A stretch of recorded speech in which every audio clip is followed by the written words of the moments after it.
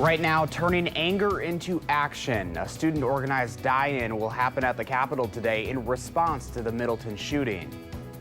And will he or won't he? Still nursing an injury, it remains up in the air whether or not Rodgers will play today against the Redskins. We have your 3 things to watch for in today's Packers game. This is News 3 This Morning Sunday. Good Sunday morning and welcome to News 3 This Morning Sunday. It is 6:30 on this September 23rd. I'm Josh Breiter with meteorologist Chris Reese. First full day of fall. I've got the colors on this morning. I know yesterday you were drinking the apple cider. I think everyone's have it in the office. Everyone's in the spirit. That's right. And it still feels like fall out there just because temperatures are in the 40s, but it's not as cool as we were yesterday. We're about 5 to 10 degrees warmer for a lot of folks. But we did have a beautiful sunrise. We're just past a pink horizon that was out there, so that was absolutely fantastic to see. 46 degrees, though, is the temperature. So we are much warmer, well, like I said, by about 5 to 10 degrees than we were at this time yesterday. 38 in Black River Falls. They were at 32 at this time yesterday. And generally, you'd see a lot of temperatures that are in the low to mid 40s. There are a few upper 40s sprinkled in throughout there. But the reason that we're seeing these temperatures that are overall warmer than 24 hours ago, overnight we had a little bit of a wind change. And so now we're seeing things come in out of the south and southeast. And that's going to be picking up as we go through the day. So throughout the morning, we'll see temperatures through the mid-60s by lunchtime, and then ultimately topping out in the low 70s for those highs today. No needs for rain, though. We are still full of plenty of sunshine for today, so that's not going to be something to worry about at all, Josh. I've seen the pumpkins all over town already. I think everyone's excited for fall. I think we sure are, and I've seen people talking about Halloween decorations, which October starts in about a week, so crazy. That makes sense. I don't know where the time is going. It flies by. All right, Chris, thank you. My pleasure. Breaking news out of Columbia County this morning. 3 people are dead and 2 more in the hospital after a crash. It happened around 6 o'clock last night at the intersection of State Highway 127 and County Highway O in Newport Township. That's just southeast of the Dells. Police say an SUV with 3 men in it failed to yield the right of way at a stop sign. That's when a pickup with a man and woman in it crashed into the SUV. All 3 men in the SUV were pronounced dead at the scene. The 2 others were brought to the hospital by helicopter and ambulance. Police say the people who died didn't appear to be wearing their seatbelts. Students and community members are hosting a die-in later today. This is in response to the workplace shooting in Middleton this week. It's a protest against gun violence taking place inside the state capitol. That rally starts at 3 this afternoon. Organizations like Save Our Students Madison and March for Our Lives are helping to organize that protest. You still have one last chance to share your thoughts on improvements being proposed for one of Madison's most iconic parks this week. The final draft of the James Madison Park Master Plan is being presented to the public tomorrow night. The city's Parks Division wants to know what you think. That plan calls for a new shelter and will act as a guide for future developments at the park. The public input session starts at 6 o'clock Monday at the Christ Presbyterian Church on East Gorham Street. That's just a few blocks from James Madison Park. It is free to attend. Wisconsin's Fiscal Bureau says $47 million in funding for state roads is not lost. It was just delayed. Wisconsin Public Radio reports that money is from the federal government. It appeared it wasn't sent to local transportation departments. Madison alone was missing $7 million to be used for road projects. The Department of Transportation said an accounting change caused the problems, and now the Fiscal Bureau is weighing in. It says a delay in the program distributing that federal funding sparked some confusion. That money should still be on the way. We have several first alert traffic notes to pass along to you this morning. West Gorham is still down to 1 lane at State Street for pavement repairs. That work started yesterday and runs until 7 tomorrow morning. If you're heading downtown, you should expect delays in that area. Work on the Interstate Bridge over Milton Avenue in Janesville continues for a few more hours this morning as well. You can expect some closures in that area until 9 a.m. Work there is part of the I-3990 expansion project. And happening tomorrow, the westbound lanes of the Beltline entering the interstate interchange will be closed starting at 8 p.m. That closure will last until 4:30 Tuesday morning for maintenance. Westbound traffic under the interstate will also be closed. The detour will take drivers north on the interstate to Highway 30 and Stoughton Road. The northbound interstate ramp to the westbound Beltline and the southbound interstate ramp from the Beltline will also be closed and detoured to Highway 30 and Stoughton Road. New this morning, the Packers are hoping for a win, not another tie against the Redskins today.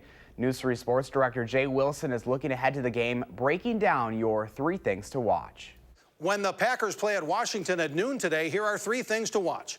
The quarterbacks will have their paths cross again. The Redskins' Alex Smith was the first overall pick in the 2005 NFL Draft, while Aaron Rodgers waited and waited and waited until he was taken with the 24th overall pick. Rodgers has certainly had the better of the career paths in the NFL, but Smith has been pretty productive wherever he's been. We'll see who gets the upper hand today. The Packers offense should get a boost with the return of running back Aaron Jones, who was suspended for the first 2 games for violating the league's substance abuse policy. Jones had a great second half of the season last year, averaging 5.5 yards a carry. The Packers are hoping he can put up those kinds of numbers again starting today. And perhaps the biggest question of the day, how exactly can defensive players tackle the quarterback? Clay Matthews found out the hard way what isn't right, although you can find a lot of people who say Matthews should not have been penalized for that hit on the Vikings' Kirk Cousins last Sunday. And it'll be interesting to see how those types of plays will be called today around the NFL. And those are 3 things to watch with the Packers and Redskins at noon today. We have an update on recovery efforts here in Wisconsin. After historic flooding this summer, government workers will begin assessing storm damage across the state this week. Starting tomorrow, local and county officials will be escorting federal emergency management teams to take a look at damage in 17 counties in the state. If you have damage, you don't have to take the day off. Officials say folks don't need to be home for their damage to be verified. Damage estimates are in the millions. And for folks living in Sauk County, crews there are reminding you that help is still available if you need it. They're giving out cleanup kits to help with water damage, mold, and well water testing. You can also pick up cleaning supplies from several locations across the city. For more information, call the number on your screen at 608-355-4410. 6:37 right now. It is the first full day of fall, and it's sure feeling like it out there. This is a live look outside. There's the Capitol. Another crisp start, but that sunshine will warm us up a few more degrees than yesterday as we're in for another pleasant day. Chris is in next with your full forecast. And it's going to be another nice day for a drive as well. We'll go behind the wheel with Harvey Briggs as he checks out the all-new Mitsubishi Eclipse Cross. This is News 3 this morning, Sunday.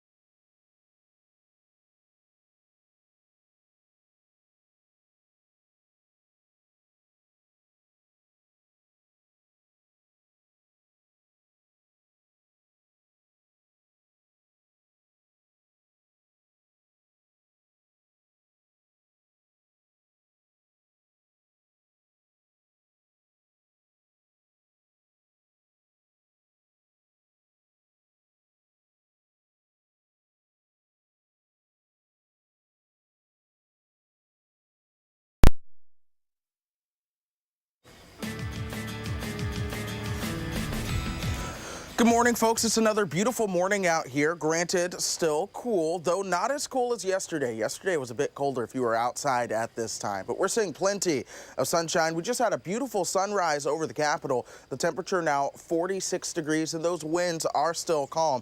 It's been one of those days where the nights are just some calm periods. But Black River Falls, the cool spot at 37 degrees right now. Elsewhere, you see temperatures that are in the low and mid 40s, though some upper 40s are showing up as well. Monroe at 48 right now.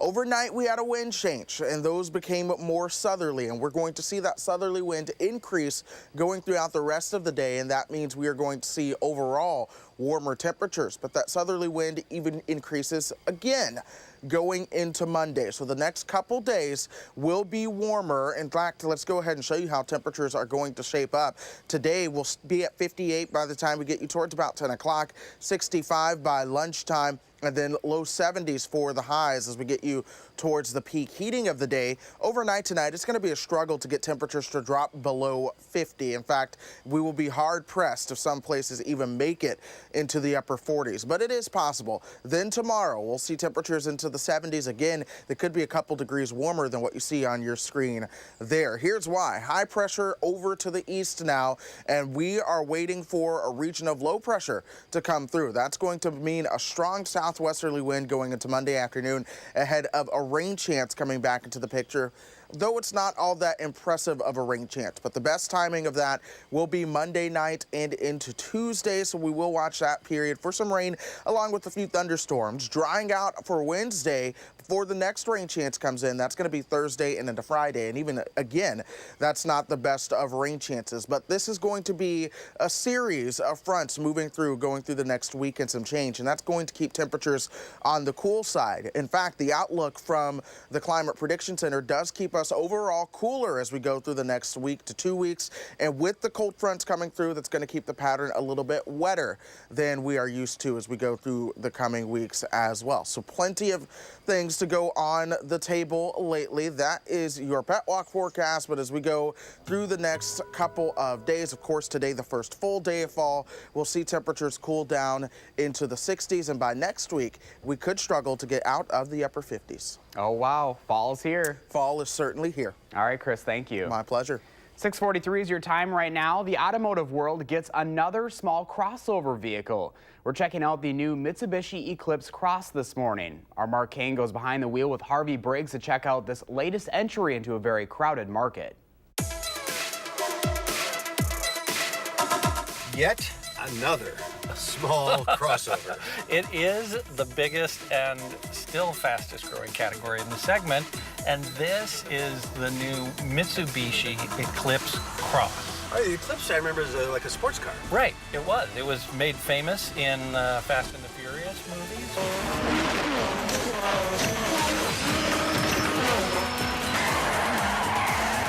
Didn't do any of that in this Eclipse. It certainly doesn't honor the heritage of the previous Eclipse. They talk about it being a sporty SUV, but it's a small compact crossover. And while it looks sporty and has a nice peppy 1.5 liter engine, it's not a sports car. What it is the first new vehicle from a company that sort of lost its way, making some great sports cars in the 80s, but now only offering some dated SUVs. Recently, the Nissan-Renault Alliance bought Mitsubishi Motors. So now, with that company behind them, they're looking to reboot, and this is the first chapter of that reboot. And how'd they do? They did fine. Fine. Fine. But fine may not be good enough in this class. You've got this murderer's row of just phenomenal products here.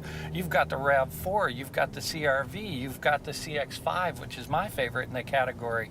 Overall, Harvey thinks the Eclipse does its job well. This is a family vehicle. It's, mainstream as mainstream gets now. I wouldn't be painting any flames on the side of this. But he does have an issue with the entertainment system. What I don't like about this car is really the interface for the entertainment system. It seems awkward. It is. You've got this trackpad here. It's not the most intuitive interface. The processor on this seems a little slow. It's slow to warm up. And the marketplace may be slow to warm up to Mitsubishi. You cannot be a car company and not have a compact crossover now. It's just everybody from the luxury brands like Jaguar right down to Kia and Hyundai, they have them. So why do I want this? Why do you want this one? Well, you want this one because it has a very specific style, and if that appeals to you, that would be okay. Otherwise, there's very little that differentiates this from anything else in the category. It's a car that you have to sell. It's not a car people walk in to buy. But the good news for this company, with new owners, Mitsubishi is in it for the long haul. They have product plans of what's next and what's next and what's next, but we'll have to see what that is. But for today, this is what they have, and it's a competitive product in the category, but it's certainly not best in class in any aspect of the category. It's just a really good, solid package. It's fine. Fine.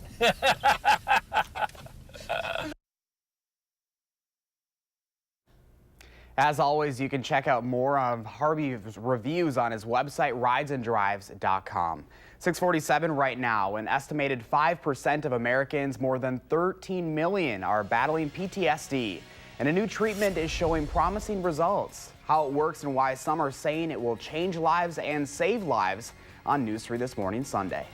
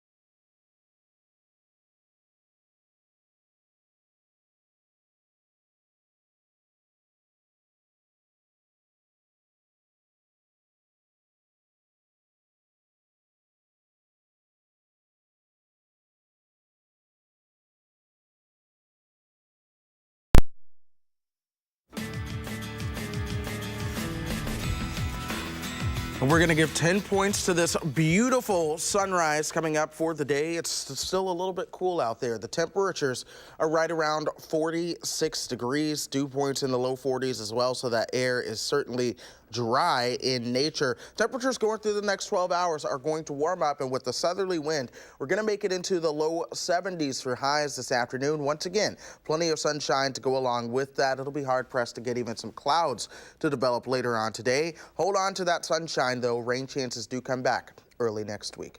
Thanks, Chris. 6:51 is your time. And on the Health Watch this morning, parents who use infant walkers may want to think twice. A study published in Pediatrics found the number of infant walker-related injuries dipped in the past 25 years, but more than 230,000 children younger than 15 months were still treated for walker-related injuries. Those include concussions and skull fractures. The American Academy of Pediatrics has called for a ban of infant walkers in the U.S. The number of people with Alzheimer's disease and dementia will double by 2060 in the U.S. That's according to a new CDC report showing more than 400 million people will be affected by Alzheimer's disease in the coming decades. Researchers say early diagnosis is key to helping families dealing with the disease. Researchers this month are beginning the final phase of a study of a radical treatment for post-traumatic stress disorder. It is showing promising results, especially with veterans, and the Food and Drug Administration is fast-tracking it. Jim Axelrod has more on what could be a lifesaver. It's the little things that John Lubecki appreciates now. All right, words ending in LY. Gnarly. Like a board game at the kitchen table with his family. So do I get bonus points? No. But it wasn't always that way for this former Army sniper who came home in 2006 after nearly a year in Iraq with a traumatic brain injury from a mortar attack and a nasty case of PTSD. Traditional therapies, antidepressants like Zoloft, were useless. So I went home, loaded a Beretta 9mm, put it to my temple, and I pulled the trigger. Fully hoping that you would kill yourself. The greatest peace I've ever felt was that microsecond the hammer fell. Why peace? I knew it was over. No more pain. No more pain. That gun malfunctioned, but he would try again and again. His desperation led him here to this therapy room. You ready to take your first capsule? Sure. For 3 sessions, 6 to 8 hours apiece, under the influence of MDMA, the active ingredient in ecstasy. I'm a little stoned right now, but... Finally, John Lubecki was able to talk about his trauma. I mean, I know logically, third side bomb, all that stuff, I had nothing to do with. I wasn't even there. But he was one of my guys. And make progress dealing with it. I don't know, I feel normal again, if that makes any sense. You feel relaxed? Well, I feel mentally relaxed. How about that? I spent 8 years planning my own suicide every day. And that's gone now. That's completely gone. And that's because of this therapy? It is. Absolutely. No other therapy worked. How's your head feeling, John? Fine. Rick Doblin runs MAPS, a nonprofit advocating for MDMA-assisted psychotherapy. What does MDMA do? It starts by reducing activity in the amygdala, which is the fear processing part of the brain, so that people's fearful emotions linked to trauma can be more easily recalled and processed. While 1 in 3 vets found pills like Zoloft and Paxil effective in treating their PTSD, the study, which included 24 veterans, showed PTSD was eliminated in 68% of vets treated with MDMA-assisted therapy and significantly reduced in the other 32%. It is not just the MDMA, it is not just the psychotherapy. It is a synergistic effect between the two. Lubecki's last suicide attempt was November 3rd, 2013. 16 months later, his MDMA-assisted therapy regimen was completed. And since then? Good to go. Things you eat with a spoon. Chocolate ice cream. So don't talk to John Lubecki if you think that MDMA's classification as a controlled substance renders it inappropriate for treating PTSD. When people say it's illegal, what do you say to that? If I told you I have a treatment that eliminates tumors in 68% of cancer patients, they'd pass a bill tomorrow legalizing it. and allowing people to take it. MDMA-assisted therapy is now about to begin its Phase 3 FDA testing. That will involve 3 more years and 200 to 300 more subjects. But if all goes well, MDMA will be available by prescription as early as 2021. I feel like really normal. It is 4 minutes to 7 o'clock right now, and there's more to come here on News 3 This Morning Sunday. Just ahead, we have details about the student-led protests taking over the Capitol this afternoon in response to Wednesday's workplace shooting. But first, here's a preview of what's to come on an all-new For the Record. Good morning, everybody. I'm Neil Heinen. Today on For the Record, we will kick off the United Way of Dane County's 2018 annual campaign and Seasons of Caring. It's the year of transformation at United Way and the community it represents and serves, and there's lots of exciting new stuff to talk about. United Way of Dane County President and CEO Renee Moe and 2018 campaign chair First Business Bank President and CEO Corey Shambus will join me to talk about that and about how we can all be Dane changers. That's coming up this morning at 10:30 on WISC.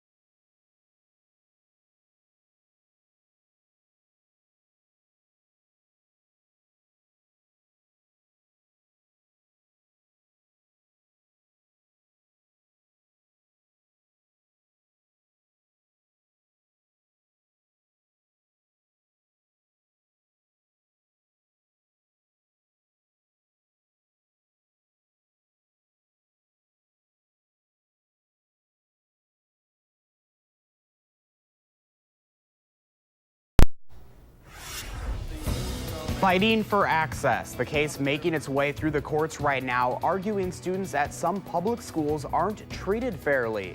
The debate over whether access to literacy is a constitutional right. This is News 3 This Morning Sunday.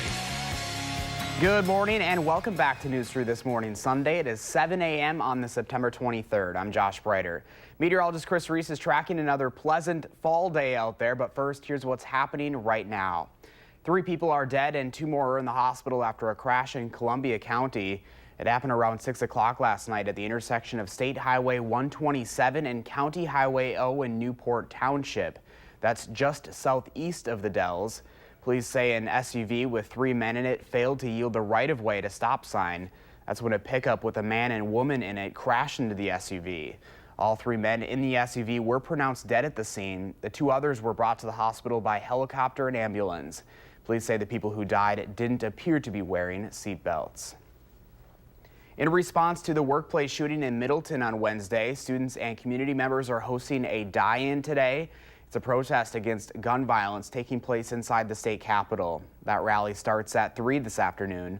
Organizations like Save Our Students Madison and March for Our Lives are helping to organize that protest.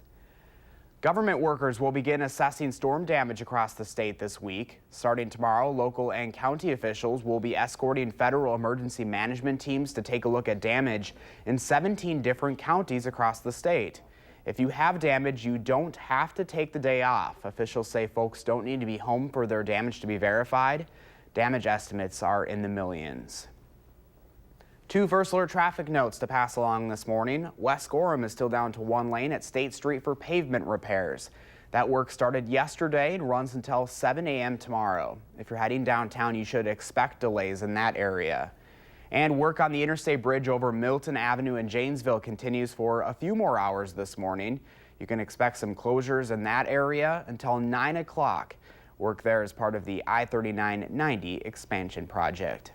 It is 2 minutes past the hour, and Chris is tracking another very pleasant day out there. Good morning, Chris. Good morning, Josh. We've got a beautiful sunrise coming up over the horizon this morning, and that is just frosting on top of the cake. Temperatures, though, a little bit cooler, 46 degrees, so warmer than we were at this time yesterday, though. Winds are still calm.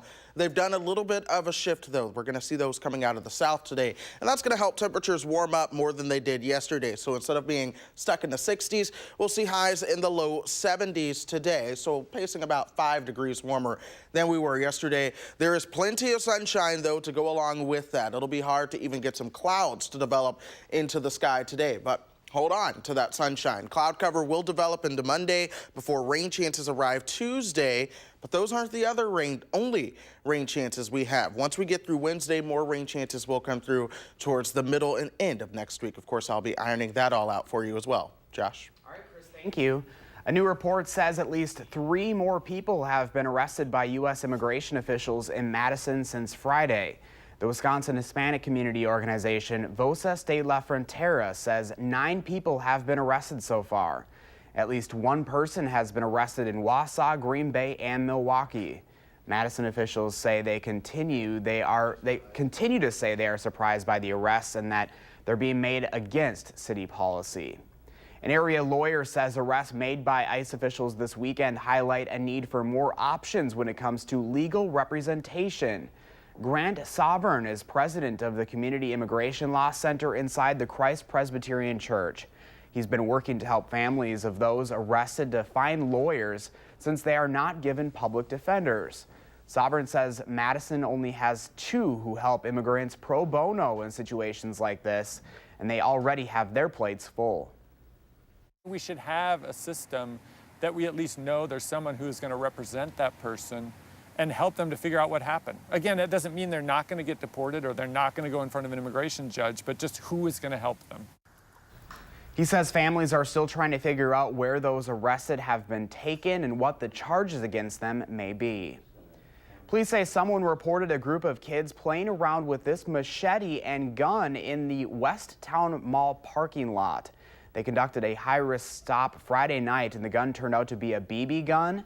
A 16-year-old was cited for unlawful use of a fake firearm. A Republican state senator is looking to kill or delay new regulations aimed at slowing the spread of chronic wasting disease. The DNR board approved a set of rules last month requiring deer farmers to upgrade fences and ban deer carcass movement out of CWD-affected areas. However, farmers are worried about the cost. State Senator Steve Nass, who leads the legislature's Rules Committee, scheduled a vote to suspend the rule on October 1st when the regulations are supposed to go into place. Right now, a lawsuit winding its way through the federal appeals process is questioning whether the access to literacy is a constitutional right.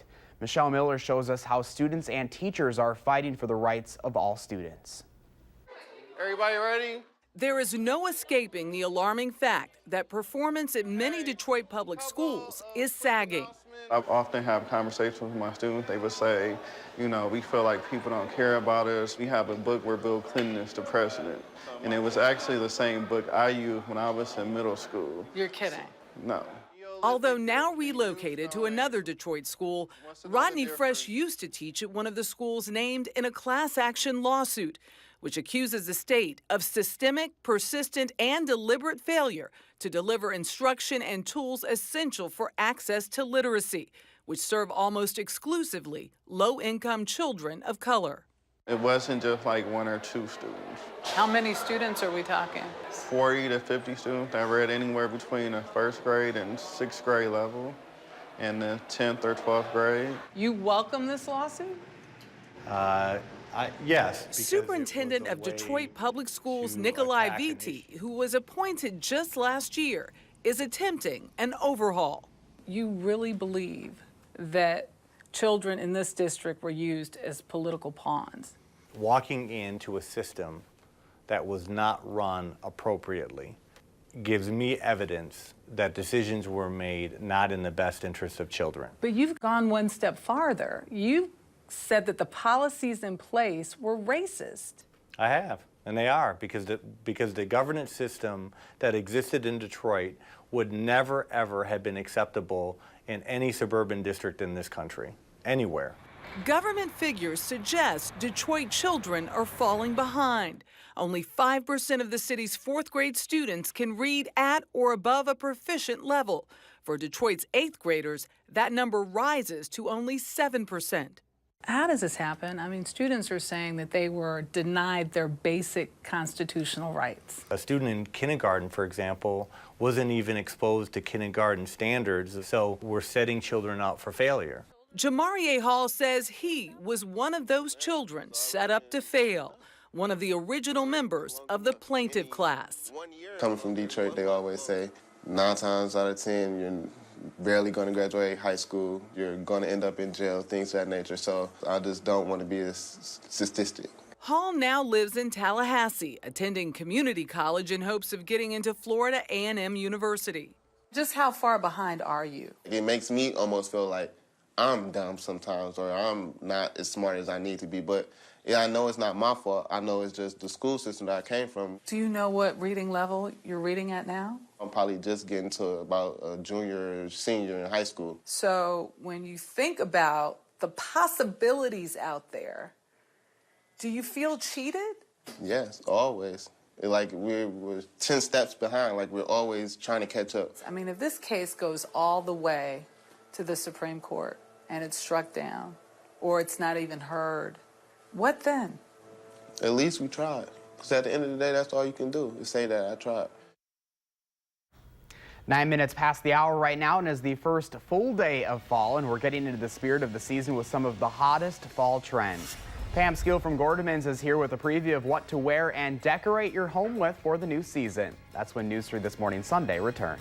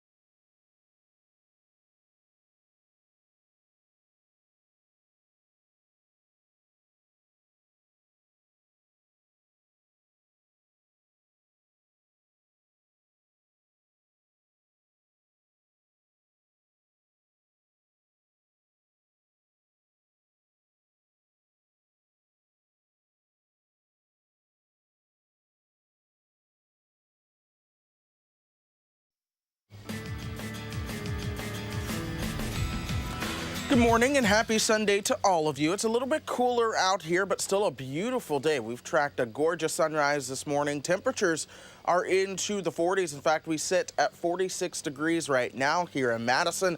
Elsewhere, you'll find your temperatures pretty much in the low to mid 40s, some upper 40s, along with some upper 30s are also in the mix. Black River Falls at 36. You head down to Monroe, that's where the temperature is 49. But we have a southerly wind that's going to be taking over today and really increasing into the afternoon as well. Same going into Monday. So that is why we are going to overall see warmer temperatures as we go through the next couple of days. Here we go, going through the rest of today. By lunchtime, we'll see those temperatures in the mid 60s. Keep in mind, that's where we topped out yesterday. But we'll have some additional heating today, and that will allow things to warm up into the low 70s for those highs. And then overnight tonight, it's going to be harder to cool off with that southerly wind. It'll be a struggle to get our temperatures to drop below 50 degrees tonight. Some folks might. We do have those typical cool spots that pop up. For the most part, we'll see those lows right around 50 before temperatures are in the 70s again going into Monday. And here's what's happening in our pattern. That region of high pressure now off to the east, and we have a region of low pressure to our west. That's going to draw up a lot of that warmer air down from the south before our next cold front out of Canada begins to come on through here, and that will bring the next chances for rain as we go Monday and into Tuesday. And it doesn't look overly impressive, but of course, a chance for rain is a chance of rain around here. So we're going to watch that Monday night into Tuesday. By Wednesday, we'll get some sunshine around, so Wednesday should be fantastic. And then the next front comes through. That one's going to be Thursday and into Friday. Again, not impressive, but it does bring a chance for some rain back into the picture. And so ultimately, we're going to see several fronts coming through, and that's going to keep temperatures on the cooler end of the spectrum and likely being below average for the next several days. And that's because the cooler air in Canada is essentially on the move. Watch this. This right here, you can actually see the cooler air diving in. This is on Tuesday. Once that one gets on through here, we'll have a little bit of a warm up, but watch what happens as we get into October. You see that gray up in Canada? That's some truly colder air in the upper levels of the atmosphere. Watch how that begins to dive southward as we go into the start of October. So that's where temperatures could be well below average headed into the start of the new month. So we're going to be keeping an eye on the movement of the upper air over Canada. But going through the rest of the next several days, of course, we'll see our temperatures in the 70s by Tuesday. The next rain chance, it'll be hard pressed to get out of the 60s that day, and then cooling off by next weekend as well. By Saturday and Sunday of next week, it'll be a struggle to get our temperatures into the 60s. By Tuesday next week, stuck into the upper 50s. Fall is here, Chris. Fall is certainly here, and it is going to feel like it for the next week and some change. All right, thank you. Thank you. We've been asking you to share your morning with us. Shannon Dunahee emailed this picture. She calls it Morning Glories in Cambria. Thanks so much for sharing, Shannon. Very pretty picture right there. What does your morning look like? Be sure to take a picture and post it to the Channel 3000 Facebook page, Twitter, or Instagram, and use that hashtag MyNews3Morning, and that's how we share our favorites right here on the program. Before the weather turns cold, it's time to start thinking about kids who don't have warm enough clothes for winter in Wisconsin. We have about 2 weeks left for our Coats for Kids campaign, so keep the donations coming. We're well past 1,000 coats right now. You can help kids in Dane County by donating gently used winter coats, hats, mittens, or snow pants to any Clinky Cleaners. If you can't donate, we're also looking for volunteers to sort all of those coats as they come in. Help is also needed with distribution next month. To sign up, give the Community Action Coalition a call at the number on your screen. That number is also up on our website, channel3000.com. And if you're looking to spice up your home or wardrobe for the new season, you're in luck. With the changing weather comes changes to your attire and decor. Pam Skeel from Gordman's is here with a preview of some of the hottest fall trends. Pam, good morning and thanks for joining us. Thank you for having me. So what are some of the trends? I know they're always kind of changing, right? Well, yeah, but sometimes the old comes back as new. So for apparel, we're looking at flannel has never gone out of style, really. So flannel and layering. The distressed denim look is always good for both the guys and the women. And then, of course, the boots and booties. And you can always layer that off with a jean jacket, or we have the fall leather at the store as well. You really want to have the layering look going on, so because of course it's chillier at night, it's chillier in the morning. You could take off the layers and still be comfortable throughout the day. I know I'm always the first one that dresses for the cold weather, and then this spring it's the opposite. The first one with shorts on. I know, right? And I'll be sad to put my capris away, but really glad to bring those boots and booties back out. So, yes. It's always good changing it up, right? Right. And we love changing up our home, and you have a lot of decor here with us as well. Right. So, some of the key items for fall for the home, the metal pumpkins are huge, the wired pumpkins with the fall foliage. This is my favorite piece right here, the wooden turkey with the fall foliage on the inside. He's really great for a centerpiece. Anything that shouts out fall. Anything that has the big, bright, beautiful colors that fall seems to bring in the pops of color. I know some people are always concerned, is it going to be too much? What do you kind of recommend for people just kind of spicing it up just a little bit? I say go with your own taste. I like to go subtle and do it throughout the house. I have friends and family who like to just go all out. Whatever you're comfortable with, fall is all about bringing family and friends together. And if you're doing that in your home to create that atmosphere, then that's what fall is all about. So obviously we kind of see it change with clothing. Do kind of the decor, does that change over time as well? It does. So with the springtime, you're looking at the like the more subtle colors. You're looking at the less bright hues. Fall, we tend to bring in the oranges and the yellows and the browns, and to bring those into the home, because let's face it, it's getting darker at night, and you really do want to have that pop of color added to your home. Give it that sense of warmth. Yeah, so lots of good stuff here. If people are interested, if they like any of this stuff or want to check you guys out, where can they find you? We are at the East Town Mall, where if you're outside of the parking lot, we're snuggled in between JCPenney and Dick's Sporting Goods. All right, Pam, lots of great stuff here. It gets me excited. I already told you I decorated my place already. You're still getting there, right? I'm getting there. I'm one of those people that likes to hold on to summer a little bit, but once fall is in, I like to go full swing. All right, Pam from Gordman's, thank you so much for joining us. Thank you for joining me. Your time now is 7:19 this morning. As the number of identity theft cases grow across the county, officials are warning people of all ages to be careful. A rising number of kids are also having their identities stolen. How you can make sure that doesn't happen to anyone in your family on News 3 This Morning, Sunday.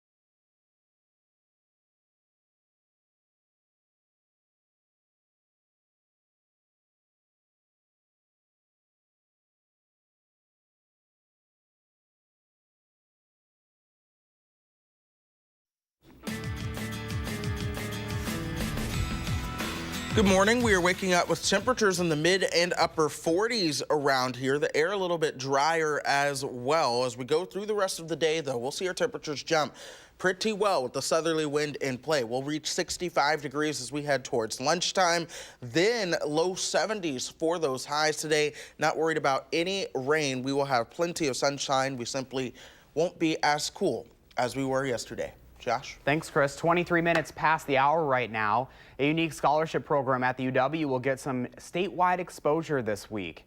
UW Madison's First Wave program is being featured in an hour-long documentary airing on Wisconsin Public Television. The program provides a full ride for students to pursue degrees in fields that combine with their career goals with their love of hip-hop and the arts. The documentary is called Hip Hop U. The First Wave Scholars will feature performances and interviews with current and former students in the program. It'll air at 8 p.m. Monday on Wisconsin Public Television and is also available online. A new study finds nearly 17 million Americans were victims of identity theft last year. And it's not just adults that can have their identity stolen. Hillary Lane reports. Gavin Karpinski never worried about having his identity stolen. That's because he's 5 years old and is more concerned about playing superhero with his twin brother. I am completely shocked. Gavin's mom, Heather, recently started getting mail addressed to her son. I got a letter that said collection notice, also to Gavin. And I thought, how could Gavin have a collection notice? And I opened it up, and it was a bill for a little over $180. And the following day, I got another letter in the mail that said that his identity had been stolen by a computer hacker. Karpinski says there was a data breach at Gavin's doctor's office. The hacker obtained enough info to open accounts in the child's name and rack up at least 12 unpaid bills after home shopping through the TV. The family is not alone. A survey found 1 million children were victims of identity theft in 2017. This problem is going to continue. ID theft expert Adam Levin says with a child's social security number and other details, a thief can get credit cards and open all kinds of accounts. And often, nobody knows until that child, at some point, 17, 18, 19, applies for his or her first credit experience and finds out their credit is horrendous. Levin says you can sign up for credit monitoring or just contact the 3 major credit agencies and have your child's credit frozen. This will prevent anyone from opening an account in their name. Experts say you should limit giving out your child's social security number and question if it's really needed when filling out forms. It is 7:25 right now, and still ahead, we're heading to Iowa City for a recap of the Badgers' big win over Iowa last night. And they're a group of moms on a mission. The local parents weighing in on the debate over gun control after last week's shooting in Middleton. The news is back in the morning on News 3 This Morning, Sunday.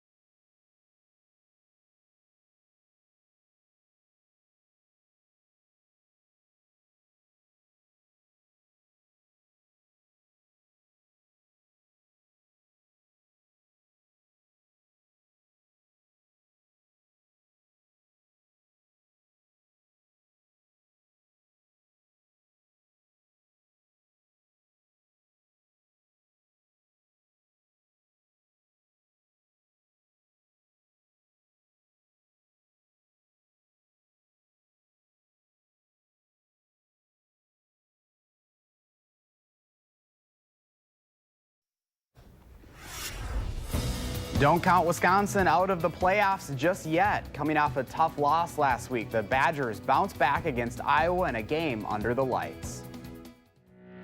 This is News 3 This Morning Sunday. Good morning and welcome back to News 3 This Morning Sunday. It is September 23rd, almost 7:30 right now. I'm Josh Breiter. We'll have more on the Badgers' big win in a moment, but first let's get you caught up on today's headlines. 3 people are dead and 2 more are in the hospital this morning after a crash in Columbia County. It happened around 6 o'clock last night at the intersection of State Highway 127 and County Highway Owen-Newport Township. That's just southeast of the Dells. Police say an SUV with 3 men in it failed to yield the right-of-way at a stop sign. That's when a pickup with a man and woman in it crashed into the SUV. All 3 men in the SUV were pronounced dead at the scene. The 2 others were brought to the hospital by helicopter and ambulance. Police say the people who died didn't appear to be wearing their seat belts. Students and community members are hosting a die-in later today. This is in response to the workplace shooting in Middleton this week. It's a protest against gun violence taking place inside the state capitol. That rally starts at 3 this afternoon. Organizations like Save Our Students Madison and March for Our Lives are helping to organize that protest. If you're looking for something to lift your spirits this week, the Pop Farms Conservancy is looking for volunteers to help tag and release monarch butterflies. It's part of a nationwide effort to better understand the population and maybe help explain why their numbers are on the decline. The event is tomorrow afternoon from 1 to 3:30. It is 7:31 and a very fall-like day out there. We can officially say it. It's fall.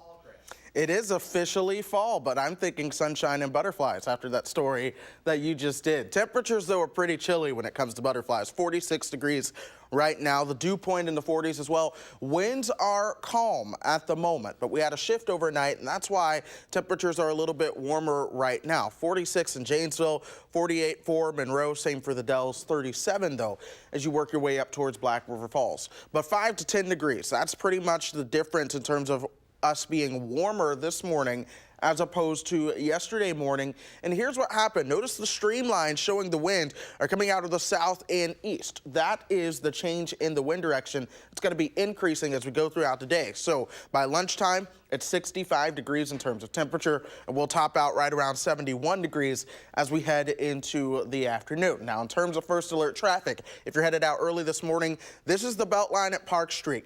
Notice how smoothly it's running. It's been that way just about all weekend long, as we would hope for 7:30 on a Sunday morning. No issues across the city of Madison or downtown. And as we go throughout Dane County as a whole, so far all routes are moving at their normal speeds with no crashes or delays. Josh. All right, Chris, thank you. A group of area moms are pushing for gun reform in Madison this weekend. Members from Moms Demand Action say the workplace shooting in Middleton showed how gun violence can happen anywhere. They say stricter gun laws could have prevented the shooting from happening, but others say no law could have prevented what happened at WTS Paradigm. There's no place in the world, regardless of how strict your gun control laws are, that people can't get guns if they don't want them, and that's just a fact. More than a dozen members from Moms Demand Action visited over 200 houses as a part of their canvassing efforts Saturday. What is a big win for Wisconsin under the lights? Coming off a tough loss last week, the Badgers bounced back against Iowa. News 3 Sports Director Jay Wilson has the story from Iowa City. The thing about good football teams, dare I say championship football teams, they make plays when they really have to. And that's what Badgers did in the fourth quarter against Iowa in their 28-17 win. The defense made big stops and the offense cashed them in. Alex Hornibrook hit A.J. Taylor with the go-ahead touchdown, and Alec Ingold sealed it with another touchdown run. And the memories of that loss to BYU last week, they are long gone. A lot of guys put it out there, and they had to. This is, like I said, this is a good Iowa team, and I'm proud of the response. Going to a hostile environment, everyone that came here had a role, and everyone that was a part of this team believed that we were always going to win. So, that's what happened at the end there. I think that was a game we had to fight till the end, till the last couple minutes, the last second, really. So, that's a tough game to win, and I think we did a good job today. And you know what you're going to get, especially in the Big Ten, you're going to get all 4 quarters. So I think that wasn't lost on the guys, and we just kept fighting.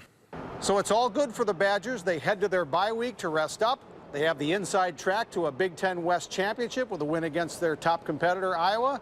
Oh, yeah, and they got the Heartland Trophy, too. And about that trophy... Hey, this thing heavy, bro! At Kinnick Stadium in Iowa City, Jay Wilson, News 3 this morning. After a bye this week, the Badgers will take on Nebraska at Camp Randall on October 6th. You have one last chance to share your thoughts on improvements being proposed for one of Madison's most iconic parks this week. The final draft of the James Madison Park Master Plan is being presented to the public tomorrow night. The city's Parks Division wants to know what you think. That plan calls for a new shelter and will act as a guide for future developments at the park. The public input session starts at 6 o'clock Monday at the Christ Presbyterian Church on East Gorham Street. That's just a few blocks from James Madison Park. It is free to attend. Wisconsin's Fiscal Bureau says $47 million in funding for state roads is not lost, it was just delayed. Wisconsin Public Radio reports that money is from the federal government. It appeared it wasn't sent to local transportation departments. Madison alone was missing $7 million to be used for road projects. The Department of Transportation said an accounting change caused the problems, and now the Fiscal Bureau is weighing in. It says a delay in the program that distributes that federal funding sparked some confusion. The money should still be on the way. Monroe Street businesses are celebrating the 41st year of the Monroe Street Festival. Organizers say this year was a little different because of the road work, but businesses may do Saturday, selling items inside their stores, on the sidewalks, or wherever they could set up. The owner of the Orange Tree Imports, Carol Orange Schrader, helped start the festival 41 years ago. She says in those years she's seen Monroe Street transform into a business hub. We have more locally owned businesses, more specialty shops that draw from a wide zone of customers, not just the neighborhood, which is what the businesses originally served. Schrader says they lost some businesses due to the road work, but they're looking forward to seeing it all end in the coming months and seeing businesses, quote, come roaring back. We have several First Alert traffic notes to pass along to you this morning. West Gorham is still down to one lane at State Street for pavement repairs. That work started yesterday and runs until 7 tomorrow morning. If you're heading downtown, you should expect delays in that area. Work on the Interstate Bridge over Milton Avenue in Janesville continues for just about 90 more minutes. You can expect some closures in that area until 9 a.m. Work there is part of the I-3990 expansion project.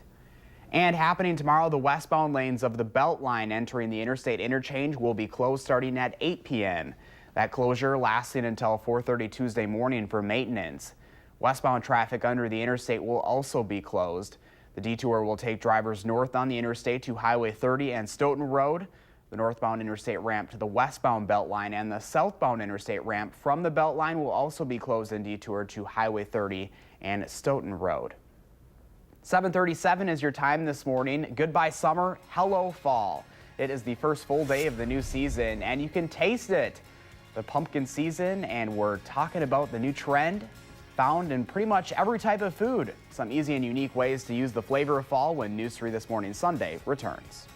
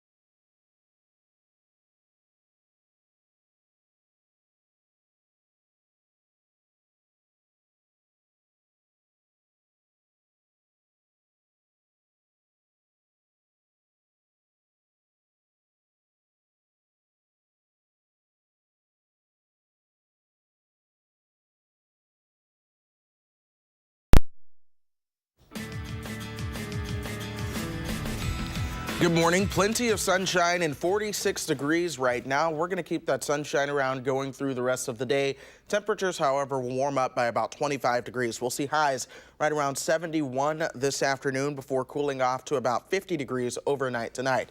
Now, as we go through the start of the work week, we are tracking a few rain chances. The first one coming Monday into Tuesday, and then another rain chance likely arriving as we go Wednesday and into Thursday. But these rain chances are all a part of some cooler air that's going to be on the move as we go through the next 10 days. We're going to break that all down and what that looks like for us coming up in Maine weather. Josh? All right, Chris, thank you. And it is the first full day of fall and officially time to bring out the pumpkin-flavored everything. It's a trend that has been growing more and more popular over the past few years, starting out in candy, desserts, and drinks, but expanding to pretty much every type of food.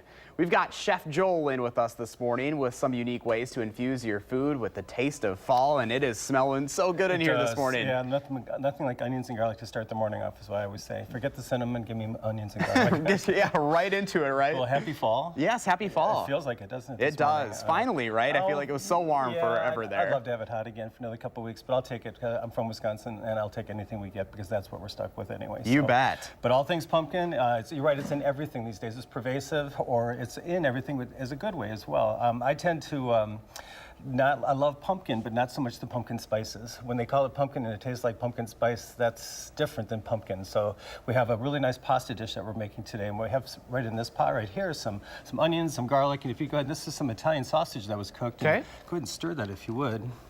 One of my pet peeves is when you see people on shows and they dump stuff and they leave stuff in their containers. So we're gonna get it all in there. They brought it, so use it all. So onions, garlic, and there's some stock in there. We're gonna add some pasta. No, it's not the most glamorous. This is some cooked pasta. Does it matter what kind of pasta? Not at all. Whole wheat pasta, anything you want. You could skip the sausage. You could put it in mushrooms. You could do all sorts of different things. And this is a whole bunch of cheese because it's Wisconsin. It's Wisconsin. You gotta have the cheese. So it's mozzarella and Parmesan and cheddar, all blended in there. I'm going to dump it all in there, and I'm going to add some more pasta. I like it extra cheesy. Oh, I know. This is a cheesy. It shouldn't be too hot there. Oh, we're good. Cheesy. Let's add a little bit more pasta just to give it the right ratio there. I wasn't sure, so I am leaving a little bit of pasta. I'm going back on what I said. It's all about your eye, right? You can make it how you want it. It is, but that was the sausage I wanted to use. So yeah, stir that up really good. And the secret ingredient here is this Cucina Antica Tuscany pumpkin sauce. It's wonderful. It's a really, really nice, nice flavor without being cloying like I was talking about. It's natural. And I'm just going to dump a bunch. Look at that. Now you could bake this as well. Like I said, you could add mushrooms to this, or skip the pasta. Skip the sausage. You could add spinach to it, chunks of cooked pumpkin, roasted pumpkin, and it's just delicious. You don't have to bake it. You could put it in a pan and bake it, but it's delicious just like this. And once the cheese melts, that's pretty much it. That's super simple. It is. And you were saying too, like, you know, if there's some ingredient that you don't want, you can make it your own, right? Absolutely, absolutely. Personalize it. So you could also have the sausage on the side if you wanted to take some out, if you had a vegetarian coming over, or you could have meat. There's always ways to accommodate guests these days, especially if you like to entertain and want your guests to be happy. Awesome, and you've got the finished product over there? I do, and I warmed it up. The thing, when you make it ahead of time, it will kind of stiffen up on you a little bit, so you want to warm it up, and if you do need to add a little bit of a little bit more stock to it to get it viscous so that it's not too dry, definitely add a little bit more liquid to it. Well, as I try this, what or how can people reach out to you? HemmaChef.com. Chef@HemmaChef.com is my email. And it's HemmaChef.com. We got a lot of cooking classes coming up this fall. I'm doing a series of classes coming up at Smoky Supper Club, and it's I'm just delighted to be doing a lot of stuff here in Madison. That is excellent, Joel. Awesome. Very good. All right, thanks so much for joining us. Josh. Now I have to speak again. And again, you can find some of these pumpkin products used this morning at Whole Foods, Target, Hy-Vee, and on the Willie Street Co-op. I'm talking with my... That's all right. My mouth is full. All right, time right now is 7:45. It's so easy to think fall right now. Let's take a live look outside this morning. Just a beautiful start out there. Chris is looking ahead to your work week forecast when News 3 This Morning Sunday continues. But first, happy birthday to Hayden and all the other kids turning 3 today. We're back right after this.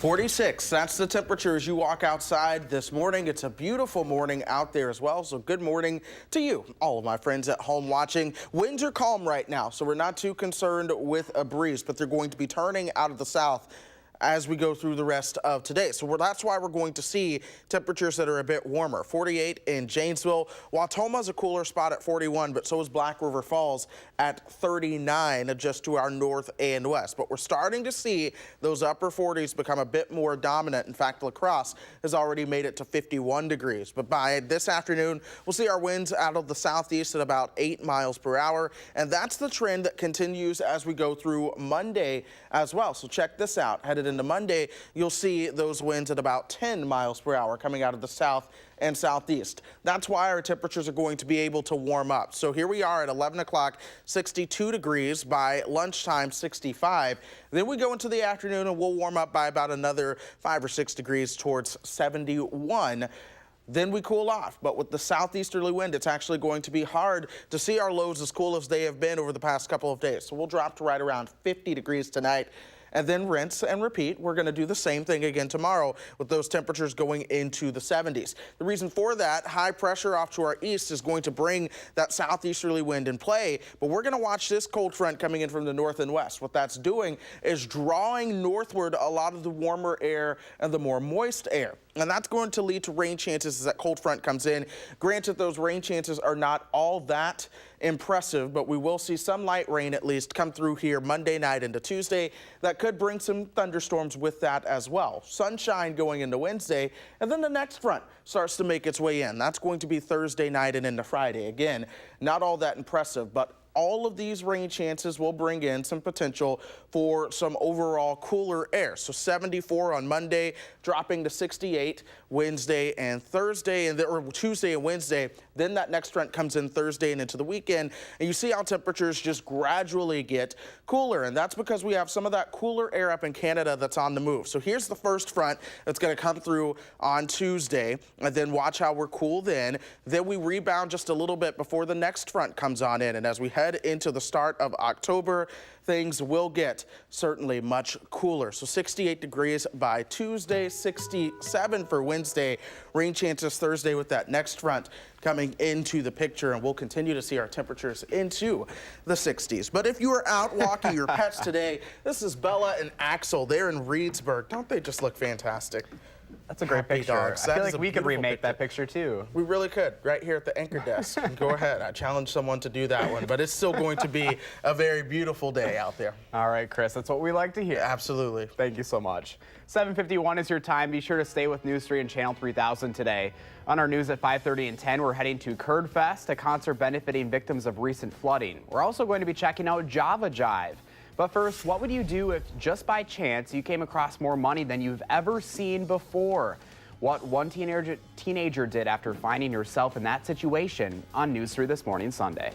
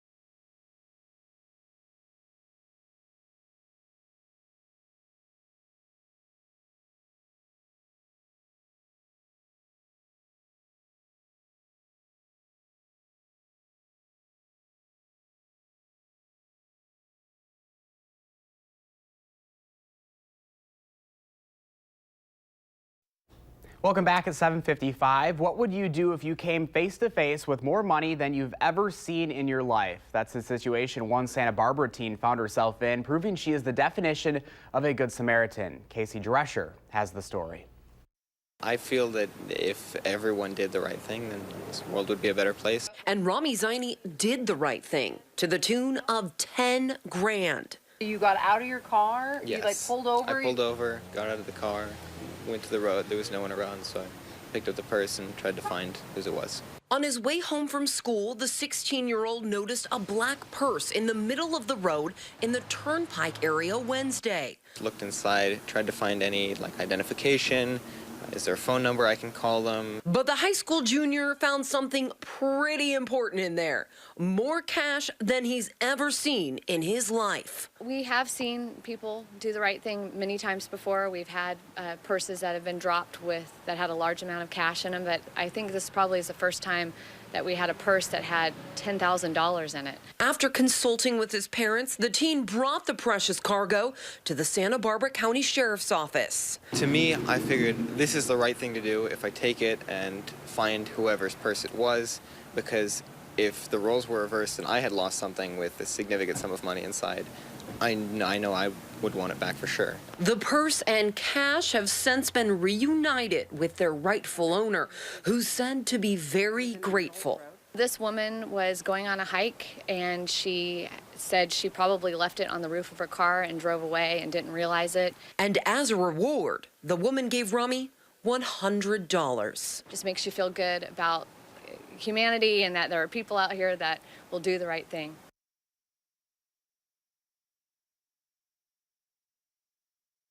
It's all about like the paying it forward stories that you hear. Absolutely. That's really cool. He is a man of integrity, I'll tell you that much. But we are going to have plenty of sunshine going through the rest of today as well. So I have the fall logo on there still just because today is the first full and it's fun 24 to see it. hours of fall. I know. You know what? We're only about 3 weeks away from those leaves truly turning and beginning to fall. So I'm really looking forward to that and all the pictures coming in. A few rain chances kind of about every other day in our forecast. Pretty chilly by next weekend. All right. Thanks, Chris, and thank you for joining us. Have a wonderful day. Making plans that are weather dependent? Get an accurate 12-hour, even a 10-day forecast. Download the Channel 3000 First Alert Weather app and start planning.